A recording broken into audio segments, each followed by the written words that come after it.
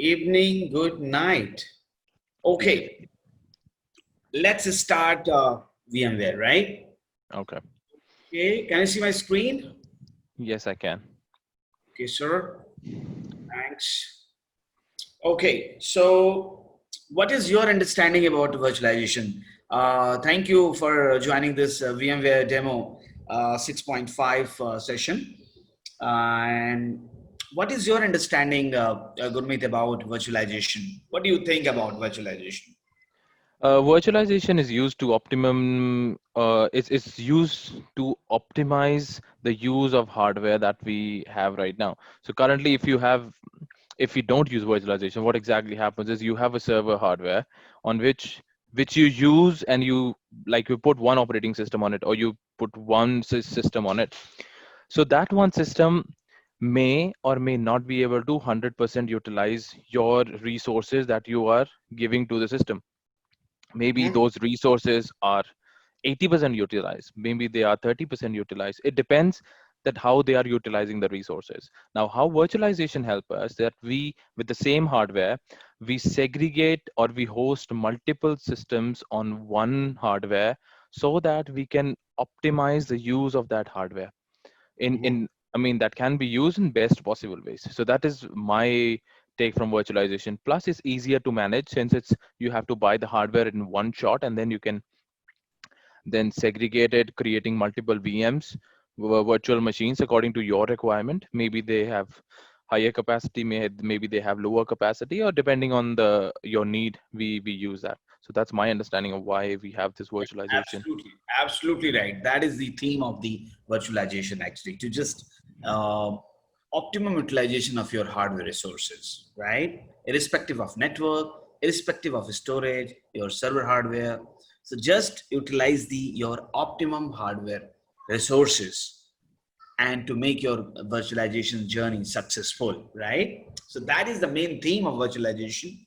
So actually what happened, you have your underlying hardware, okay?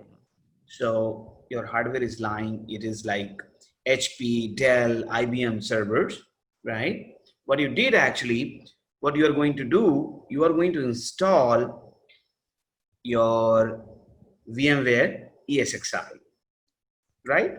Because we are talking about our VMware hypervisor here. So we are taking example of ESXi. There are other vendors also, right? But VMware is the leader in virtualization. So what is happening? You have underlying hardware, and what you did actually, you installed VMware ESXi software on top of hardware, right? And you have already your virtualized storage available, right? Virtual storage, you can say vSAN, something kind of, and you have already underlying hardware of virtual network, so you can say virtual network, right? Because see, without networking and storage, your virtualization is not going to be completed, right? You need underlying hardware, and you need underlying hardware for your storage, underlying hardware for your network, and you need virtualized network and storage on top of it. On top of your VMware ESXi, what you're going to do, you're going to host or your VMs, right? VM1, VM2 kind of servers, VDI, whatever you want to do, VM100, right? So take example of the physical box, the physical server. See, this is a single server, right? Single hardware server. And what you are going to do here, you are hosting, you are cutting n number of servers on top of that by utilizing the same hardware. Getting my point? So here, what you are going to do, you are going to create n number of VMs or servers on top of your underlying hardware. So this is called like hardware virtualization. And if you say, if you're calling hardware virtualization, that is not completed. Actually, we are virtualizing network also and storage also. Make sense? Here is the presentation, right? So this is our legacy architecture of our data center, or you can say our servers architecture, our data center, physical data center. What is happening? We have storage here, right? This is our storage, we have network, Mhm. and we have our hardware server on top of, right? The underlying hardware. Yeah. And on top of it, what you are going to do, you are going to install operating system, Linux, Windows, depending on your requirement, you are going to install that operating system. And on top of it, you are going to install applications. So single application, multiple application, it will depend upon your requirement or environment, right? So on single server, you are installing your operating system and you're going to install your application, one or two or many applications. And it is going to use underlying server hardware, your network, and your storage. So what is the challenge with this physical combination of servers? As we talked about earlier, right? It is going to, it is not going to do the optimum utilization of your resources, your physical resources, Yep. right? And also management is not going to be easy for that, right?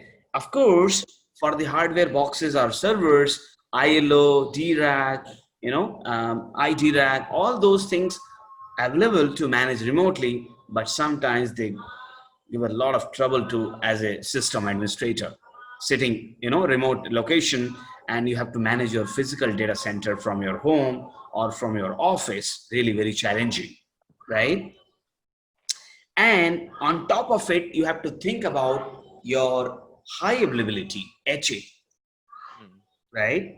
Because in IT, HA and DR, the most important thing actually, if your environment, your IT infrastructure is not highly available, or it is not DR centric, means BCP enabled or DR centric, DR option available. So it is not going to help you considering this. Think about the situation currently going on COVID-19. So this is Yep. kind of DR situation. Mhm. So think about your VMware Horizon you worked on or Citrix you worked on, right? Mhm. Earlier, people sitting in the office, they're using storefront to connect to their Citrix resources or to connect their VMware Horizon resources, right? Mhm. But when they're connecting from home or connecting from remote location, they're coming from from internet, Netscaler. and they're coming from Netscaler Access Gateway or F5, whatever the companies are using, right? Yep. So complete full load or is coming, full load is going to your Netscaler and F5 devices. So if you're in, suppose you have 50,000 employees. Earlier, what was the case? 50 50-50 ratio or 40-60 ratio. Now 100% traffic is coming from Netscaler or F5. So that your environment should be highly available, right? To cater Mhm. all those requests. There should not be any slowness. There should not be any performance issues, right? Great. So considering all those things, physical servers is like waste of money, waste of time, and investing a lot of money into your IT resources as well, right? Suppose one box you have AIX and one box you have HP Unix. So these are kind of rare technologies in the market, right? You need the person who know the Linux. It's not mandatory he's going to manage the AIX operating system as well, or HP Unix. And another one, Sun Solaris, another chunks, like another Mhm. third rare operating system. So you need, so the Sun Solaris administrator, you need HP Unix administrator, you need IBM AIX administrator. So you are going to invest a lot to manage all those your hardware boxes.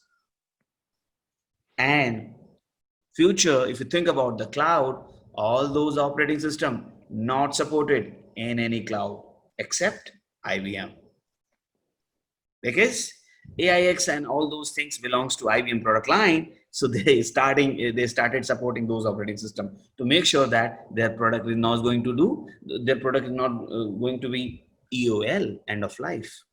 That's their funda, but no other cloud player is going to support that. Why they will going to invest a lot on that? Even they're not going to get much business about that, right? Mhm. Uh, as much as per their business requirement, there should be some business also, right? Why they will be going to invest in AIX, Sun Solaris, and other things, right? Yep. So high availability challenges, and the last HA, this DR concept actually, disaster Mhm. recovery. So in the physical, whenever we did, if I remember in my previous experiences, what I've seen, even you are not going to get 50% success in DR or BCP planning if you have completely physical data center. It's like nightmare kind of thing. Means the box which should act as a secondary, it is not powering on during BCP planning or your DR drill. So that's a shame situation for all the IT folks, right? Who is the owner of that? Who's managing? Who is administrator of that box? So those are challenges. Cost, TCO is going to increase, total cost of ownership. So, in nutshell, it is like going to waste of money for the company, and it is not going to give you desired results also, right? Now, in this deck, in this slide, you can see we have now be transformed from to physical to virtualized environment, right? We have storage, we have network, and we have underlying hardware, HP server, IBM, Dell. And on top of it, what we are doing here, we are installing VMware ESXi hypervisor in our case, okay? And we are deploying multiple OS in isolation with different operating system. No restriction, like it should be Linux, it should be CentOS, Debian, no restriction. You can go for Windows as well, Windows servers, and there will be isolation. And you install your application, manage your show. So, and you can achieve high availability also. You can achieve DR also, right? So the first thing what we talked about earlier, you are going to utilize your hardware as an optimum utilization of your existing hardware, right? So a lot of features available in VMware ESXi. By using that, you can make your environment highly available, DR centric, and also you can scale it up whenever you're as per your requirement, as per your data center capability. You can scale it up, right? And also management is pretty easy. You need not to go every time to the data center in provided there is no hardware issue, right?